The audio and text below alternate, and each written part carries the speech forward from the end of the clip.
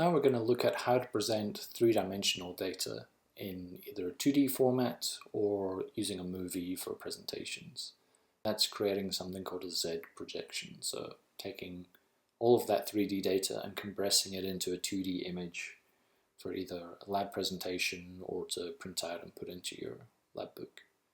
So for all of the 3D data, we'll be using one of two files, either the omx3ddata.tiff or the kidney3ddata.tiff file. So let's drag and drop one of those in. We'll see that I've already created these as RGB files. These have 3 channels in there, so we've got the blue, green, magenta setup. Hopefully you guys would know how to get to this point. And this is a Z-stack running through a kidney tissue section. So the problem is, how do we present all of this data in a 2D format?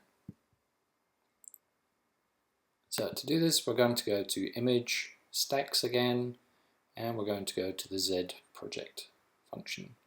Alternatively, we also have a stack shortcut up here, which we can also use to select Z project.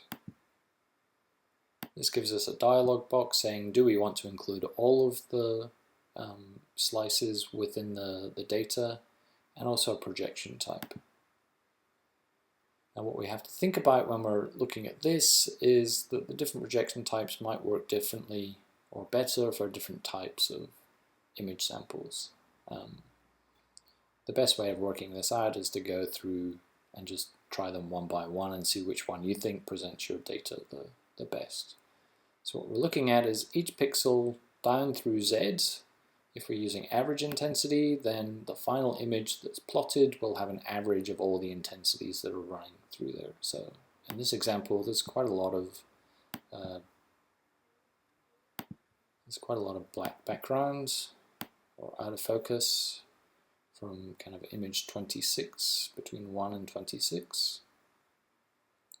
So if we used average here, it might not work very well.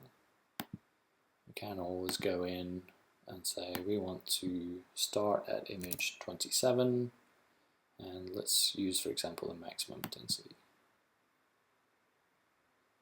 Okay, so that's a representation of all of the data that's included within that Z stack. So the activity here is to go through and play around with the different types of Z projection techniques and work out which one you think works best for presenting the data for the kidney section and also for that OMX3ddata.tiff image as well.